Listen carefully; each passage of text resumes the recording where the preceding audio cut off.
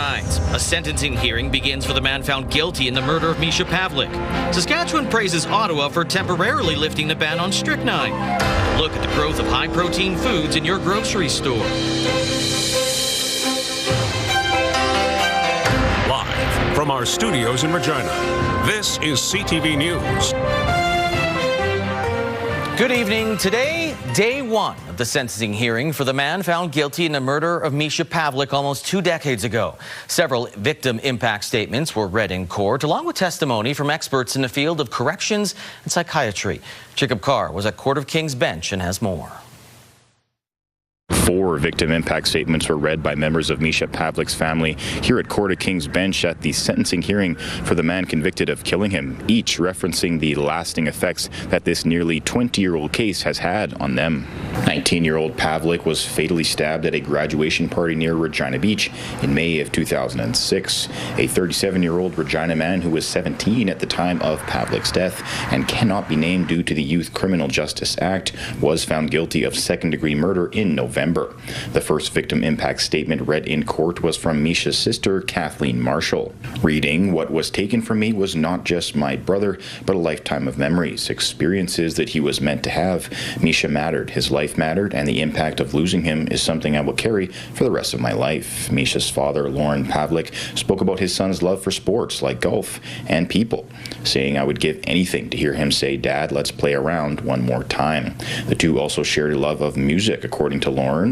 "I'm heartbroken. I will never again experience a chat together or play on stage together. He was not just my son, but the type of person that the world genuinely needed more of." As part of the day's proceedings, a member of the Correctional Service of Canada was brought in to explain the differences between sentencing the guilty party as a youth as opposed to as an adult, and a licensed psychiatrist to be questioned by the Crown and the defense about the guilty party's mental state, both at the time of the murder and at present. The sentencing proceedings are expected to continue through Thursday before a decision is handed down, with more testimony set for Wednesday. Jacob Carr, CTV News, Regina.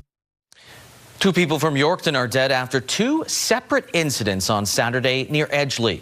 Around 1:30 in the early morning, RCMP received a report of a vehicle hitting a pedestrian on Highway 10 west of Edgeley. The pedestrian, a 20-year-old woman from Yorkton, was declared dead on scene. The driver of the vehicle did remain on scene. A little later, officers found a vehicle in a nearby slough damaged from a suspected rollover. Inside, a 20-year-old man from Yorkton, also deceased. An investigation determined the female pedestrian had been traveling in that vehicle earlier on. RCMP continued to investigate the circumstances around both their deaths. Well, 2 years ago, Health Canada announced a ban on the use of strychnine used by farmers mainly in Saskatchewan to control the gopher population. But a recent infestation, along with pleas from the province, have convinced the federal government to lift the prohibition temporarily. Mick Fable has reaction from here in Saskatchewan. Gophers are already making their presence known throughout parts of Saskatchewan, and as temperatures rise, producers may have the same problem as last year with overpopulation. But thanks to a recent federal government approval, they now have the option to use strychnine to help address the issue. What we have is an emergency use now for 18 months, so we'll get it this year and next year as well. The poison is now approved for 7 crop districts in the province, areas chosen using data from the Saskatchewan Crop Insurance Corporation. The Saskatchewan Association of Rural Municipalities supports the decision for strychnine use, saying it is an effective solution, though the timing isn't ideal. By the time we get it in our hands, it's going to be in June or mid-June. We're not 100% sure of that timing, but it's almost too late for this season. In March 2020, Health Canada announced strychnine use would be phased out. 3 years later, Saskatchewan officially banned it for a number of reasons, particularly it being a highly toxic poison threatening the lives of not just gophers. It also poses a significant danger to some species at risk. Strychnine also poses a serious risk to humans who may come into contact or be exposed by it, and can kill companion dogs who ingest poisoned baits, and this was happening before the ban was put in place. Huber says SARM understands the dangers of strychnine and will talk to their members about safe, responsible use. Species at risk are certainly an area of concern. We don't want to have any of those other, animals that can be affected by this or poisons.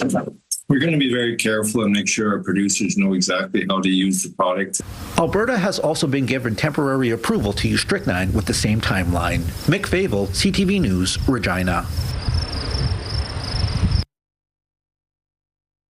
The Saskatchewan Teachers Federation is launching a public awareness campaign about education funding. In the provincial budget earlier this month, funding to the 27 school divisions in Saskatchewan was increased by nearly 2.6%. The STF claims when specialized supports, inflation and enrollment growth are factored in, this represents a decrease in per-student funding. Now the STF is calling on people to write an email to their MLA to keep public pressure on the provincial government to increase funding.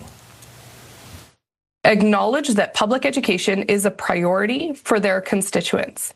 Explain how these funding decisions will affect schools and students locally, and outline what actions they will need to take within their caucus to advocate for students, families, and communities. CTV has contacted the Ministry of Education for comment, but did not hear in time for broadcast. Meanwhile, one of the activities that has taken a bit of a hit at Saskatchewan schools is band. Recently, the Regina Public School Division announced changes on how they will run the band program next year. And as Donovan Mace tells us, some parents and music advocates aren't happy. Music opens up a whole new world. A crescendo of concerns continues over Regina Public Schools' changes to its elementary music programs. Dozens attending a town hall to address the matter Monday night, including Brandy Fingus. Access to music and band is so incredibly important for all of our kids and for a lot of our neurodivergent children. It opens up so many opportunities and places for connection. Now it comes after the school division announced changes to its band programs last month, requiring all grade 6 students to learn an instrument, while students who continue in grade 7 and 8 will travel to DEP school for band half a day each week. Music advocates calling the change a cut. We want to make sure music stays accessible and barrier-free for children. The model they're proposing creates a ton of barriers for neurodivergent children, children with mental and physical disabilities. Town hall organizers say they invited school board trustees to their event, but none attended. However, board chair Adam Hicks posting a statement to social media saying the new model reflects our responsibility as a public education system to provide equitable access, sustainable programming, and learning environments where teachers are teaching and students are learning. Adding a decision has been made and they are proceeding with the plan, which is in full motion. CTV News reached out to Regina Public Schools, but a response was not immediately available. In the meantime, teachers are fearful further cuts may lead to greater consequences. Grade 6s get even less music time, and it's going to create a ripple effect to the grade 7 and 8 and high school programs in the city as well. And attendees hope their voices strike a chord with decision makers. Donovan May, CTV News, Regina. If you're the one that shops for groceries, you've seen the evolution of available foods you can get, from low, no-fat to organic products. Now food options with high-protein labels are becoming more common. But where does the protein come from, and is it all of it healthy? Sierra D'Souza Butts investigates. AGT Foods says the crops produced in Saskatchewan are naturally high in protein and fiber. The addition of a natural protein from lentils and peas are giving 18 grams of protein per single serving. It's one additive used to increase the amount of protein found in pastas, bread, and even cereal. They're looking for 24 grams of protein per serving, 8 to 10 grams of dietary fiber. I mean, who doesn't want that in the chips or the crackers or the cookies that they're eating? With the demand for foods rich in protein rising, so are the number of options on the shelves at grocery stores. If you're looking at a regular whole wheat bread or bagel, you might get 5 or 6 grams of protein from those whole grains. In these newer protein targeted products, the protein is almost twice as much. To help create that additional protein, whole food-based ingredients such as protein powder and skim milk may also be included. The future for protein is very, very strong. As the shortage of protein continues globally, Protein Industries Canada says the country has an opportunity to fill the gap. Whether it's driven from GLP-1 drugs in North America or whether it's the Asian market that you have 60% of your global population getting only about 50% of their daily protein in the diet. They simply don't get enough protein in products like rice. So it's a wonderful opportunity for Canada to make it here.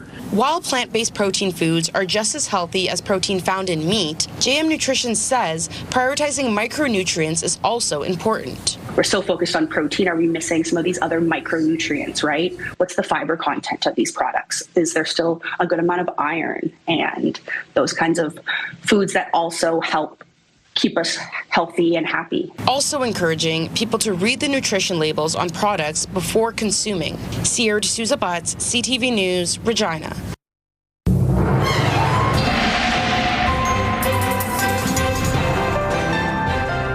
All right, Sabine joins us for our first look at weather. And while we didn't get above the 0 mark today, that sun, I think, was hot enough that we saw a decent amount of melting, especially on the pavement. Yeah, you could certainly see the slush forming on the streets, Lee.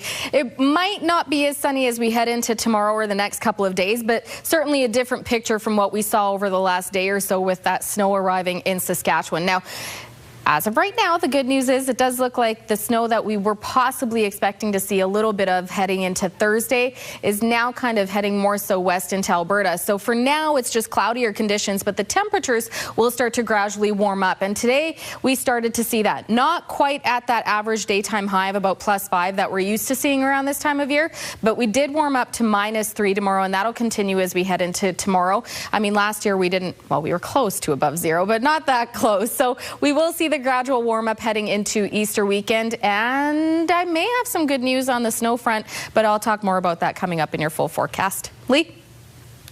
All right, thank you, Sabine. The community of Smeaton has suffered a significant loss with the roof of their local recreation center collapsing. The mayor of Smeaton says the collapse happened around 1:30 a.m., so luckily the building was not in use. The fire department is asking residents to keep their distance from the structure for safety purposes. The mayor did tell CTV the building covers a full acre of land and has been standing for about 50 years. The building houses 3 sheets of curling ice, a rink, and an auditorium used for village meetings. The University of Saskatchewan has some new technology that will help lead a new era of research. As Keenan Sorokon tells us, a quantum computer could reposition a university as one of the leading research centers in Canada. The University of Saskatchewan is taking a quantum leap. A new computer is putting the province in exclusive company that will help reshape advancements for years to come.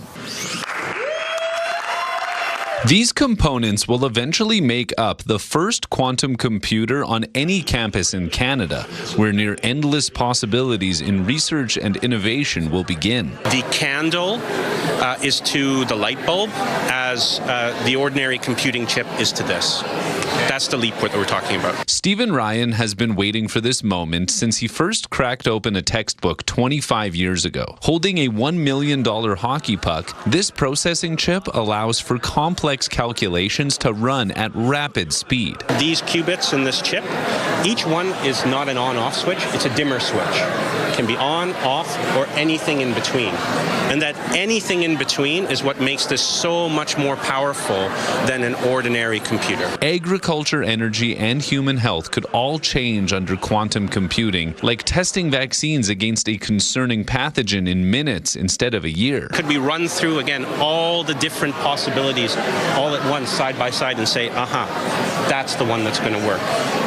If we could do that in a few minutes, I think that's a real game changer. Using nearly $2.5 million of federal and provincial funding, delegates weren't holding back about how this positions the U of S amongst its peers. And these advancements, they're not theoretical. They represent practical opportunities to solve real problems. It sends the signal that Saskatchewan is not simply preparing for the future, we're helping to shape it, and I would say we're leading it. What was once a theory that could only be taught in textbooks will now be installed and available for researchers and students next fall.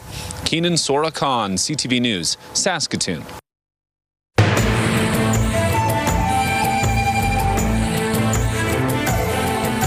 Greetings, everyone. Radio technology has been in use for well over 100 years. Indigenous nations have adopted the medium, using it for communication and entertainment. The First Nations University of Canada recently hosted an event celebrating Indigenous radio. David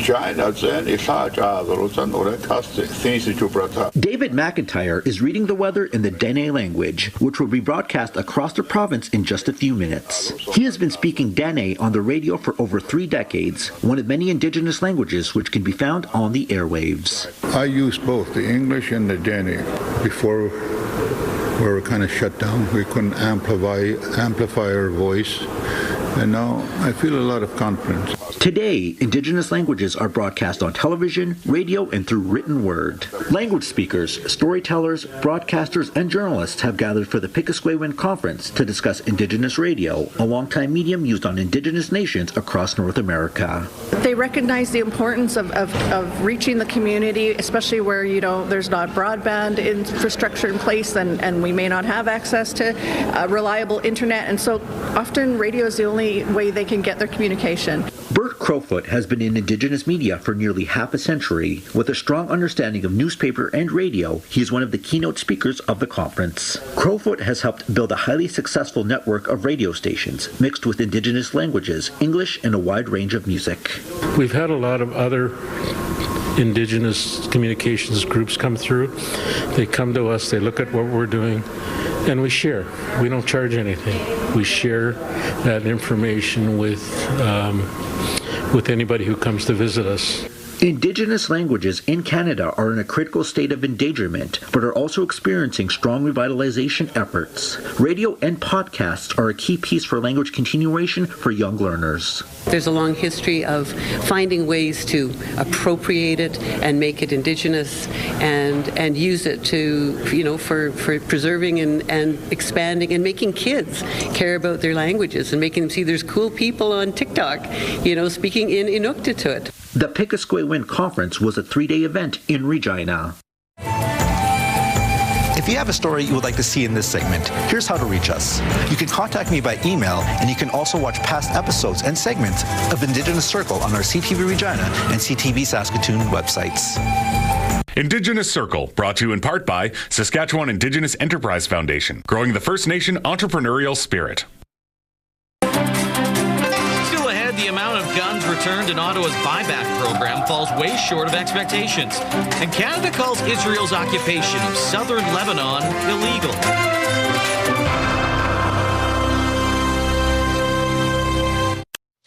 The deadline for the federal government's controversial gun buyback program is today. The Trudeau government banned assault-style firearms 6 years ago, incentivizing people who own them to turn them in for cash. After today, you can still turn them in for free, and critics are calling the program a failure. Judy Trin has more on the deadline and where Ottawa goes from here.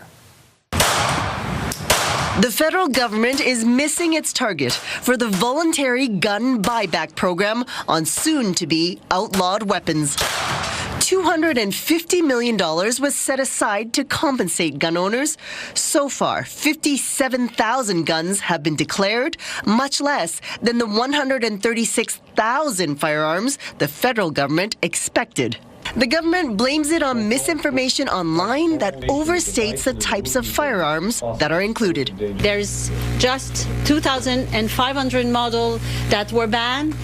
It leaves 19,000 models on the market, so people can still hunt, can still sport shoot. The ban on 2,500 models of assault-style weapons came after 22 people were killed in a 2020 shooting rampage in Portapique, Nova Scotia. The government is offering to buy back the weapons for $150 up to more than $10,000, depending on the model.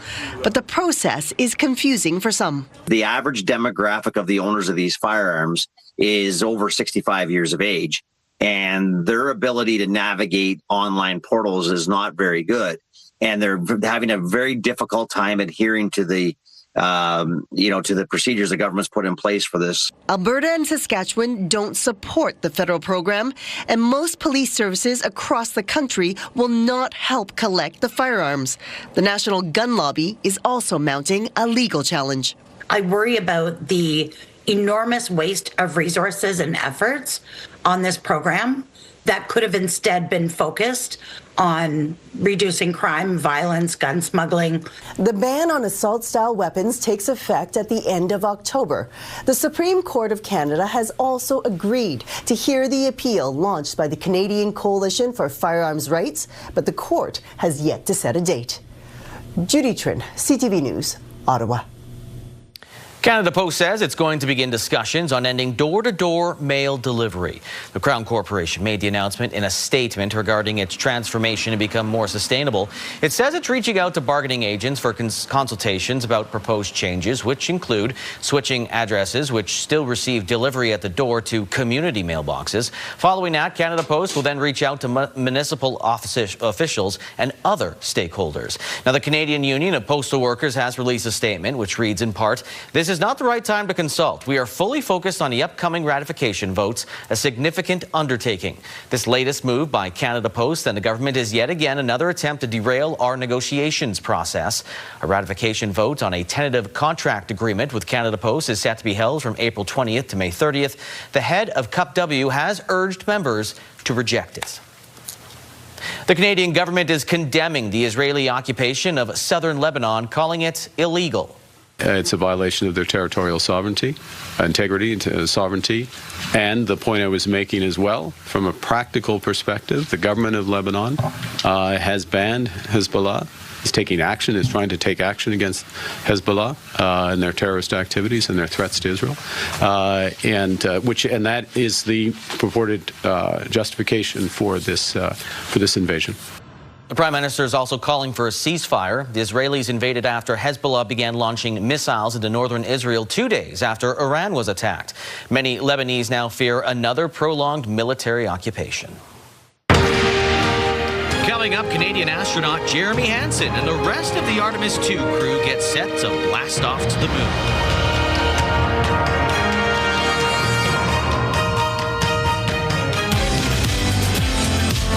Cup is right around the corner. You can see it right here on CTV, and we're going to get you fired up for it with the World Class Players Cup. It's happening in Regina. We're teeing up the major indoor tournament.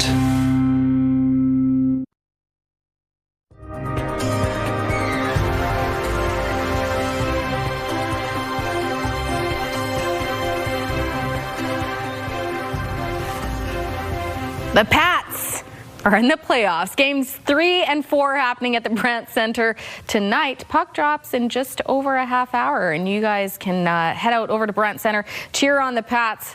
Winning Game 3 here and Game 4, I think they're tied right now. So very important to help cheer on the Pats tonight and tomorrow. Weather is nice to get outdoors as well. -4 is what we're currently sitting at in Regina, with a wind chill of about -10, and the wind speed sitting at just over 15 kilometers an hour. For the day, we did start out with some scattered flurries, but then heading into the afternoon, saw a little bit more sunshine making its way through those clouds, and then we did also see those temperatures warming up. Not quite above zero as we were talking about earlier, warmed up to about -3 late this afternoon. But as we continue into the rest of the week, we will see a gradual warm up where by the time we get into the weekend, we're looking at some really nice temperatures just above the daytime average that we're used to seeing this time of year. So if we take a look at what's to come heading into this evening, we will see a little bit of that cloud cover clearing out before we see more rolling in tomorrow morning. But you can see the southwest still expecting to see mostly clear conditions. Heading into Thursday, that's where it'll change a little, and I'll show you that right now. So again, the southwest continuing to see clear, basically just a pocket of clear conditions. And then by the time we get into Thursday, there was a system coming from the south where it looked like there was a slight chance we could see some snow coming into southern parts of the province. But it looks like it's now veering into Alberta. It's a bigger system bringing quite a bit of snow with it. And then in the southwest corner around Maple Creek in particular is where we could possibly see some mixed precipitation making its way. You can kind of see it clipping through there a little bit, but as of right now, it does look like it's going to be some mixed precipitation a few centimeters of snow, and then also a mix of rain in that as well. So something to keep in mind if you are in the southwest for Thursday, but for the most part you can see it's just a blanket of cloud cover where we will see a little bit of sunshine, some pockets of sunshine through the clouds, but for the most part we're looking at mostly cloudy conditions, at least for the next couple of days before we get into Easter weekend. So temperatures, you can see, still bumping up above zero heading into tomorrow for daytime highs. La Loche and La Ronge, 2 degrees and cloudy, mostly cloudy, -1 for Lloydminster, 0 and mostly cloudy for Prince Albert, and then down into Saskatoon, -1, mostly cloudy, and we're actually, for our lows, getting back into close to that seasonal range. -9 tonight for North Battleford, +1 tomorrow. Yorkton a little cooler tonight at -12, and still not quite at that seasonal range for a daytime high. -2 tomorrow and mostly cloudy. 10 degrees and sunny for Maple Creek tomorrow, 7 for Swift Current, 3 for Moose Jaw, and then in the southeast, 0 for Estevan, 1 for Weyburn, 6 for Assiniboia. For Regina, -8 tonight, winds up to 30 and warming to about 0 tomorrow, with the winds picking up to 40 kilometers an hour. But not a bad rest of the week. I mean, again, we do have some cloudy days, but again, right now we're not seeing snow just yet. As of right now, it just looks like cloudy conditions. So 0 tomorrow, +1 Thursday. By the time we get into Good Friday, cloudy and +4 is the expected daytime high. But heading into the weekend, we're looking at some great conditions. Mainly sunny, 7 degrees on Saturday. Sunday, warming up to 8 degrees and a mix of sun and cloud. Now, as we head into Monday, we will see the temperature drop a little. 3 degrees, though, still above 0, mostly cloudy. And by the time we get into Tuesday, we're looking at 8 degrees and a mix of sun and cloud. Now, yesterday, I did mention that it looked like we could possibly see another Montana low rolling into Saskatchewan by the time we get into Monday. But as of right now, it looks like we're going to see mostly clear conditions when it comes to precipitation. Here I am. Hi. I was like, what's going to happen when I'm done talking? Well, I thought you were going to go more into the Regina Pats. I was wondering if you're going to go into there, but we'll see what they do against Medicine Hat. It's going to be some good games. I mean, it's tied right now, right? It is tied 1-1 in the series. That's so right. We'll see what happens in game 3 and 4. Anything can happen. Anything's possible. Go, Pats, go. Thank you, Sabine. Well, we are less than 24 hours away from the next launch window for the Artemis 2 mission. Now, Canada's Jeremy Hansen and 3 other astronauts will fly to the moon and back on this mission. And if all goes to plan, the crew will take off tomorrow night. Heather Wright has more. With every second that passes, the Artemis 2 gets closer to liftoff. There was a lot of smiles today, so felt really good about that.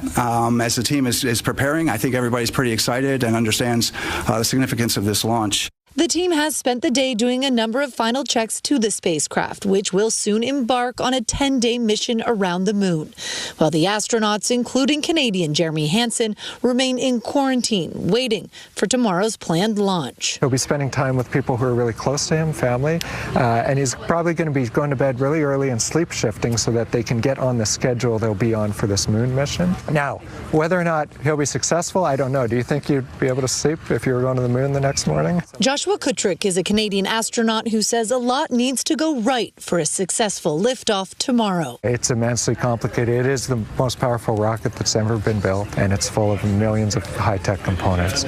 So technologically, this is a very big challenge. And the challenges are only going to grow, with NASA unveiling ambitious plans for space exploration, including a moon base by 2030. I think of this as just the opening chapter in a grand story of astronauts going to and from the moon with great frequency. To achieve those goals, NASA Administrator Jarek Isaacman says collaborating with international partners like Canada will be critical. Canada is leaning forward with robotic expertise for our ambitions on the lunar surface. It's exciting to think about the potential when you're not just going to the moon for a couple of days, but actually trying to create an enduring presence for, its scientific and economic potential. Canada's partnership with NASA dates back decades, with Hansen set to become the first non-American to travel to deep space. It is space diplomacy, and Jeremy is emblematic of that. Absolutely.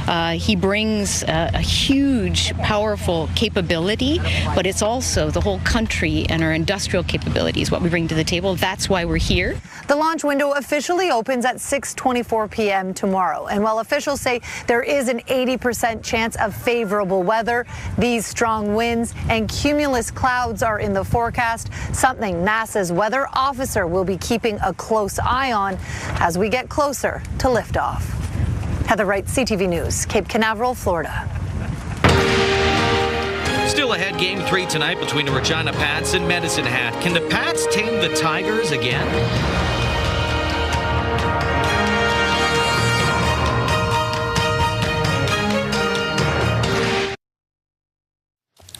Regina Pats back in action against the Medicine Hat Tigers in their WHL first-round series tonight. Playoff hockey returning to the Brandt Center for the first time in 3 years. I really hope that we can get the rink back to what it was when, when we had a couple of runs there, had the Memorial Cup here. This rink, it being packed, it gives the boys extra juice, obviously, and this atmosphere that we can create when the rink is full is, I believe, is one of the best in the WHL. Well, Saturday's 4-2 win in Game 2 in Medicine Hat was Harris' first WHL playoff win as a head coach. Regina, because of that, climbed even in the series at 1 game apiece in a best-of-7. They quieted the doubters, at least for now. The Pats say they're ready to get back in front of their home crowd for the next 2 games. I think lots of guys kind of love it. They kind of like being the underdog, especially starting there.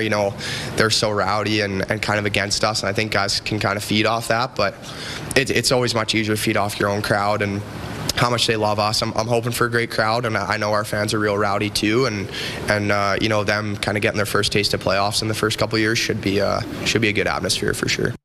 Now, the Pats are going to go back with Marek Schlenker in goal tonight, fresh off that Game 2 win on Saturday. Puck drop, 7 o'clock at the Brandt Center. Also in the WHL, it will be Saskatoon hosting the Edmonton Oil Kings in Game 3. That series tied at 1. And Prince Albert is in Red Deer. The Raiders have dominated that series so far. They lead 2-0. Raiders were tops in the conference, trying to get back to that WHL final. All right, let's go to the SJHL. For the second straight postseason, the Yorkton Terriers have moved on to the league semifinals. Got some time and some room. He'll work his way right-hand circle, sent on net, stop, big rebound in front, and they score!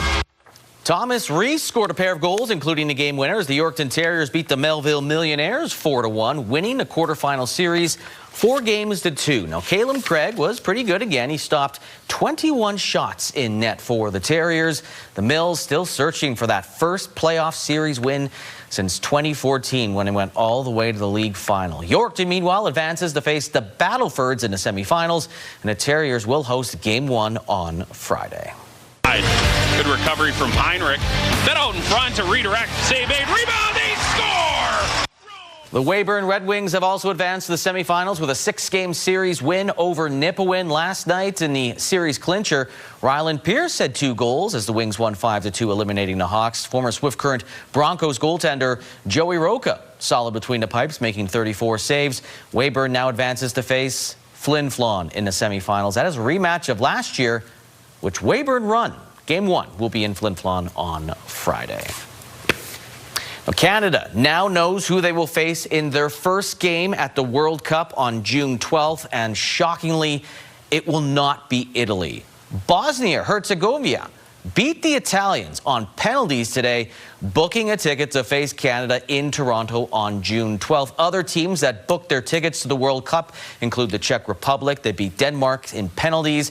Turkey beat Kosovo 1-0, and Sweden knocked off Poland by a score of 3-2. So some strong teams, Poland, Italy, not in the World Cup. Now, if you're looking to buy tickets for the World Cup, maybe that one game with Bosnia and Canada, be careful. Scam artists are taking advantage of fans clamoring for tickets, hoping to witness a piece of sports history.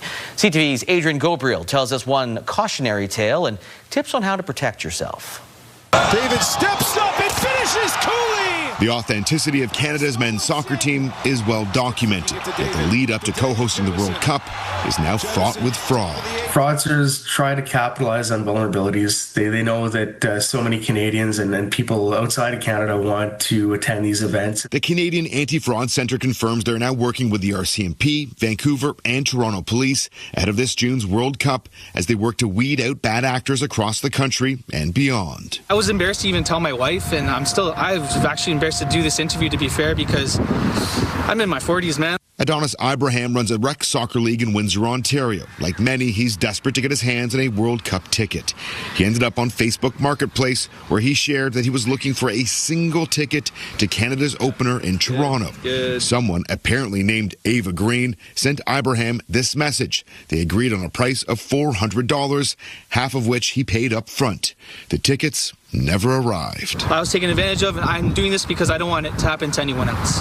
Fans are also being duped into paying for World Cup rental properties that don't exist. Counterfeit merchandise is also on the rise. The Canadian Anti-Fraud Centre is advising individuals to only use FIFA's verified exchange platform for resale tickets. Avoid third-party sites selling tickets and merchandise. For short-term rentals, be cautious if the price appears too good to be true. Use a credit card with fraud protection whenever possible when making a purchase. Don't get scammed. It's not a good feeling. With Team Canada preparing to take on the world, Ibrahim has been left still searching for a single ticket to fulfill a lifelong dream.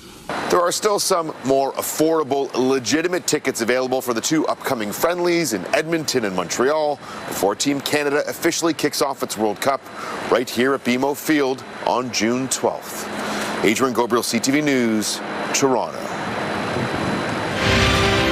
Still ahead, who has access to your doorbell camera video?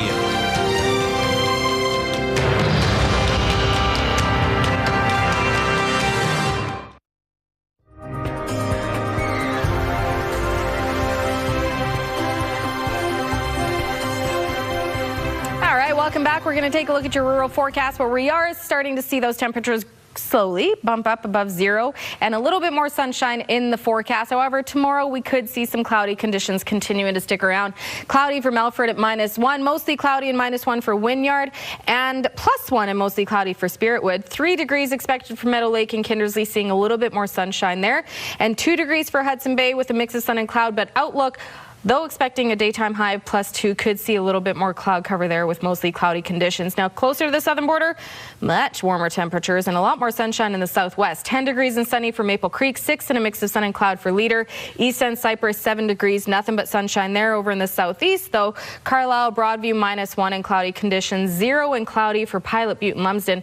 And Assiniboia Rockland warming up to 5 degrees with Coronach expecting a high of 6 degrees with cloudy conditions. If we take a closer look at Springside, located just northwest of Yorkton tomorrow, warming up to about -3 tomorrow with a mix of sun and cloud. Wind chill will be about -9. Into the evening, cloudier conditions expected, dropping to about -5, but a wind chill of -11 is expected.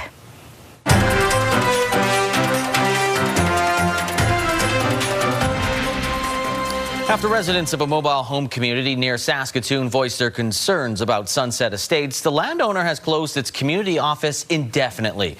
Compass Communities owns and operates the park. Residents began filing applications with the Office of Residential Tenancies to flag what they felt were improper hikes in monthly fees. Residents say the closure of the community office has created a lot of frustration as they try to raise their concerns with the company. They worked really closely with the community, and they worked really closely with the community associations. They were a part of this just as much as I am. It's really unfortunate to see that we have no access to that anymore. CTV reached out to Compass Communities for comment and did not hear back before broadcast. Doorbell cameras are becoming more popular than ever as they're an easy, low-cost way to boost home security. But while they're constantly recording, many people don't know where that footage is stored or who can access it. Pat Foran has more. Whether you're on the lookout for porch pirates, wild animals, or car thieves, a video doorbell can come in handy. They've been around for years, but some of us might not realize how they work behind the scenes. Most video doorbells capture footage from wherever they're mounted and send it to manufacturers' cloud-based servers. And in most cases, you need a monthly subscription to save and access those recordings. Usually with most cameras, when you are recording and it goes to the cloud, but you don't have a subscription, the recording is not saved. It might temporarily get stored on the server, but it is eventually deleted. In rare situations, companies can still recover footage scheduled for deletion, which may have happened in the Nancy Guthrie case, but that process can take a lot of time and effort and isn't something you should rely on. Many consumers prefer cloud storage because it's convenient and offers extra features. Others prefer cameras that store footage locally to keep their videos as private and secure as possible. Most cameras with local storage use a micro SD card inside the camera. Researchers also suggest another option for local storage. The safest thing to do is get a model that has a separate hub or base station that the micro SD card goes into, and you can place that somewhere, else in your house that's far away from the camera.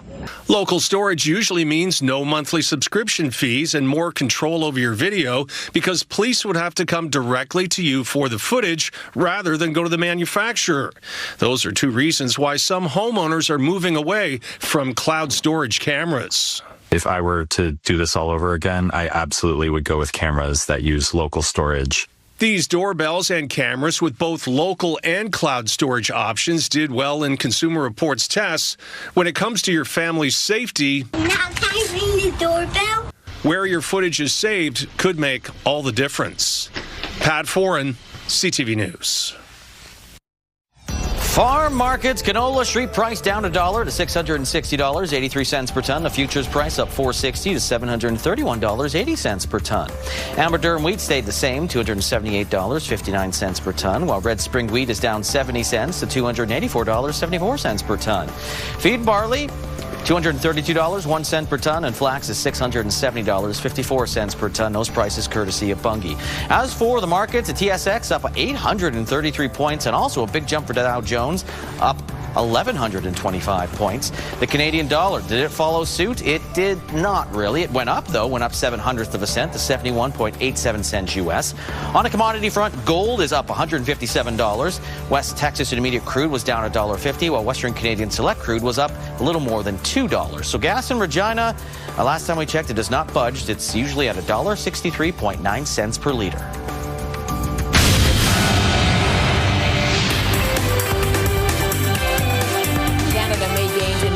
Oil and gas extraction and utilities, but there was a contraction in manufacturing. Specifically, motor vehicles and parts manufacturing dropped over 10%. That's the largest contraction since September 2021.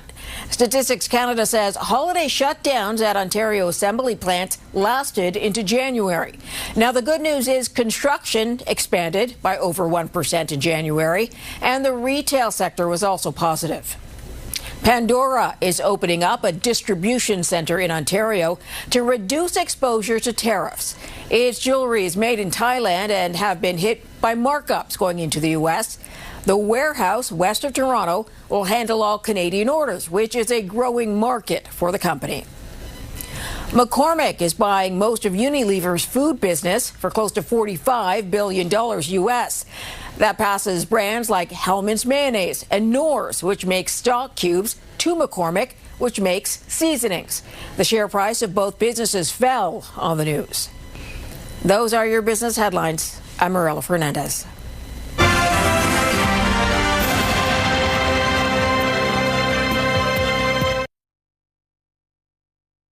Coming up tonight after the newscast, we've got Will Trent, followed by High Potential, RJ Decker. Great show. Best Medicine. Nothing on that? Best Medicine? Yeah. I don't know what that is. All right. One show at a time. One of the tallest new residents of the Toronto Zoo finally has a name, a Maasai giraffe calf that was born last month. Yeah, after a public vote, the zoo announced today that the giraffe has been officially named Imara. The name is Swahili for strong, firm, and resilient. The calf was born on February 22nd and made her public debut earlier this month. Imara was 6'4" when she was born. Taller than us. Already grown to just shy of 7 feet in the last 5 weeks. Same. Yeah. 6'4" at birth. Yeah. Beautiful. I named her Geraldine. Geraldine a giraffe, but Amara's nice too. Yeah, Imara's. Oh, look. So cute. Okay, well, from one height to another, China's mountain city is going to get a little easier to scale. Kind of a surreal sight is lighting up the night. Officials unveil what's being called the world's longest outdoor escalator. The massive structure made up of 21 combined escalators spanning nearly 3,000 feet in length and climbing the height of an 80-story building. The city is widely considered the world's real-life cyberpunk city due to its neon-lit skyscrapers and tech-forward infrastructure. It's hard to tell that it's an escalator because of the visuals were... You just go that way.